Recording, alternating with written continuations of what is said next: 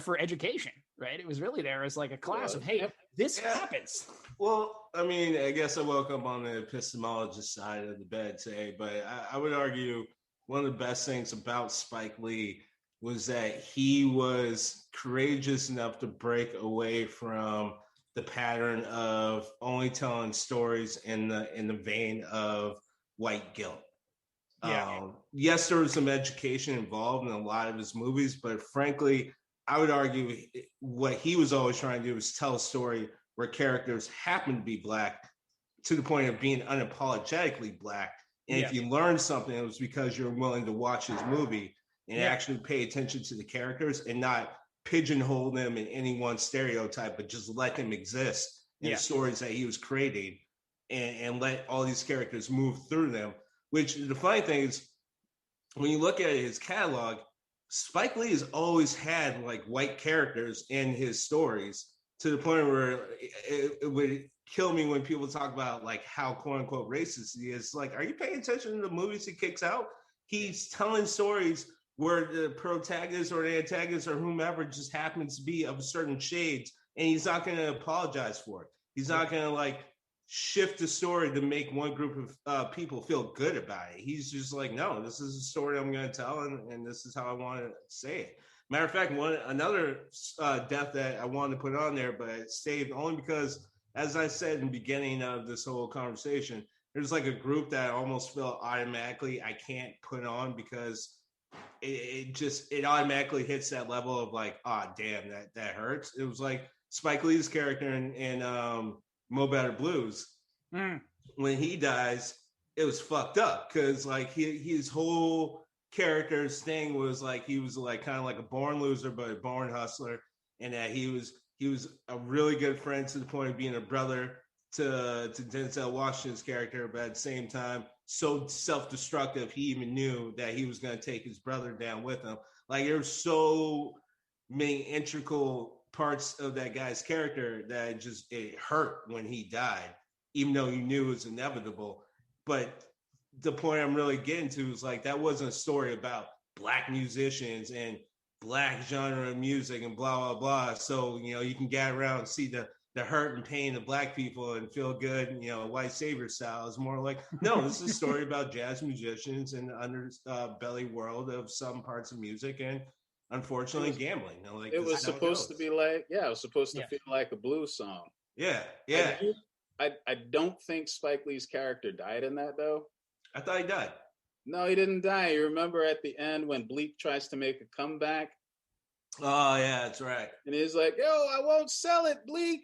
I won't sell it." That's right. Yeah, well, maybe that's why I put it on the list. He doesn't die. And then finally, I'll end it with Rufio. Yeah. Let's be real. Yeah. When Rufio got it hooked, that shit got real fast. It was all a joke. It was all kind of like, whatever, we're throwing stones, we're getting hit with sticks.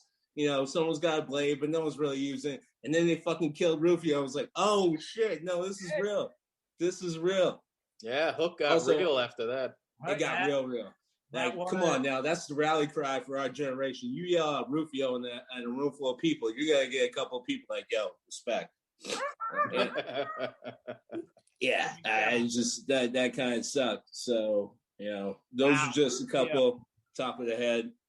Rufio.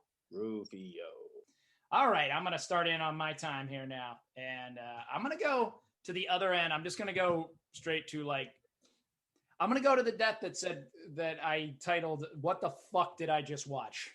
Okay, that. Oh, Josh, before you say that, sorry. I forgot to add in my list of automatic. I don't give a fuck. You're automatically at the top of the list. Nazis, especially WW2 Nazis, but Nazis. Every single time they get it from Indiana Jones across the board, I'm like, fuck yeah, where are the fireworks? That's why I add that in there. Hells yeah, absolutely. Nazis. I hate these guys. Nothing ever summed it up better. I mean, that's just all there is to it, right? My man Harrison Ford there. But yeah, getting back into it, I'm going to go back to what the fuck did I just watch? So it comes from a movie called Bone Tomahawk, starring Kurt Russell, no less than we're ever talking about before. Yeah. I don't know if you gentlemen have seen it. Hopefully you have. Yeah. it's a good film, but it's a Western. So do you not see losing it over here? Because I know where you're going. Oh yeah, absolutely. I know. But for the listeners at home, this movie started off as a Western, a typical, somewhat typical Western. You have your drunken white. Starts off gruesome. Yes, there's a couple of dead, but it's your typical Western gruesome. A couple of drunk white dudes out in the desert messing around. The throat is the first thing you see. Messing around on native land that you shouldn't be, and they get hit. They get hit by arrows and killed, and you sort of think, all right, that's that. The Native American tribe in this case then goes into the local town. Well, they're chasing David Arquette. Oh, that's right. They're chasing David Arquette. Yeah. Got that detail. They are chasing David Arquette. They're trying to get back at him for transgressing and going on whatever sacred land they are, or just their home territory. So because of that, Kurt Russell, who plays the local sheriff in excellent Kurt Russell style, complete with big beard, appropriate bowler hat, just owning that shit the way that Kurt Russell can. Just found out that his relative actually has a house up here in the street from me here in Mass. That his great-grandfather, that was his house, or great-great-grandfather.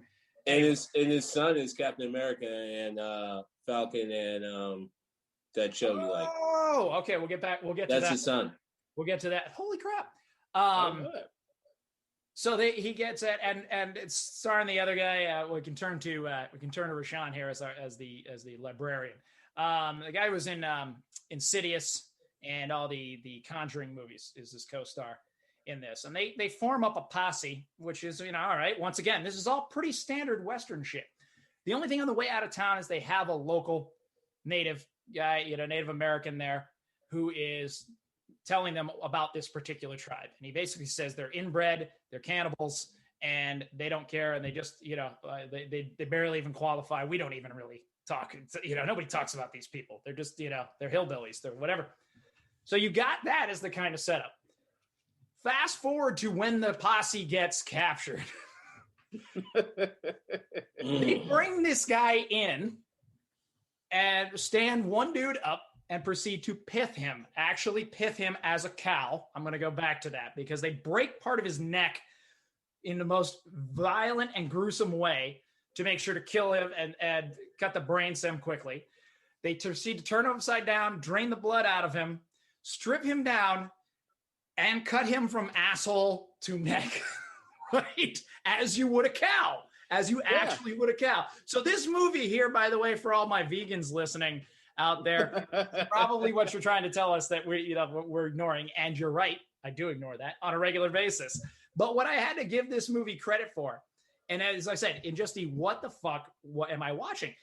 Absolutely, completely unexpected, right? I did not come in expecting to see this, even though I noticed in Amazon that it had the horror rating next to it. I said, okay, whatever, what I'm saying? It's a Western, it's Kurt Russell. Yeah. What are they going to do? But all of a sudden, they take this hard right shift into Texas Chainsaw Massacre that you absolutely did not see coming, right? And that you'll never unsee. And you're just like, holy shit. But you're kind of captivated by it, and you're pretty much impressed. I mean, really, when I came down to it, I was like, wow, I'm impressed, man, because I've watched a lot of hours of film. But boy, I still remember that scene. They did not hold back. They did not hold back. No. So that just, as I said, all I could end up saying from that particular death when I walked away was, what the fuck did I just watch? Which is really actually a high compliment. I've watched great pick.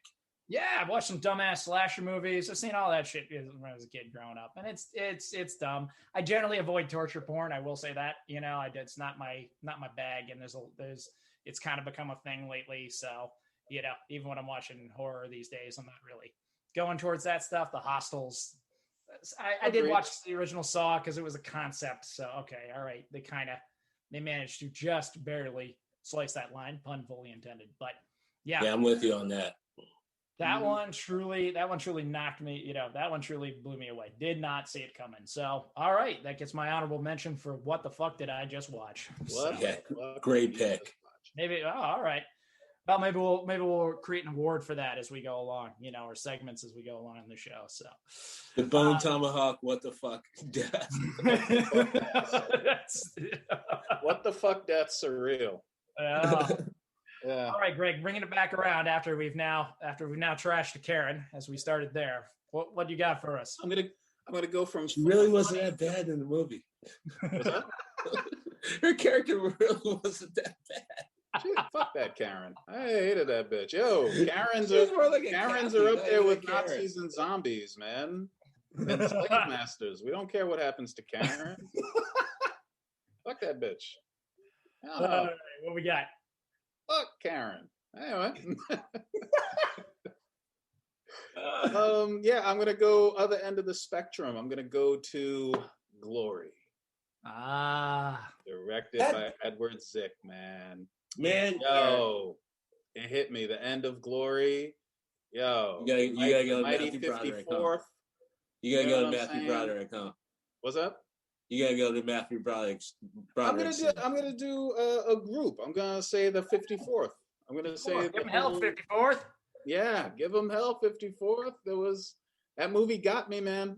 That movie absolutely got me because by the end of the movie, you know what I'm saying? The characters, like, they've all been through their arcs. Like, I was young, so like I didn't really appreciate it. But yo, they were so close. I did not think that there was a chance they were gonna die, and like it was so many different people going through so many different. All right, you had a runaway slave, you had the bougie slave, you had the swamp running slave, you had the white officers.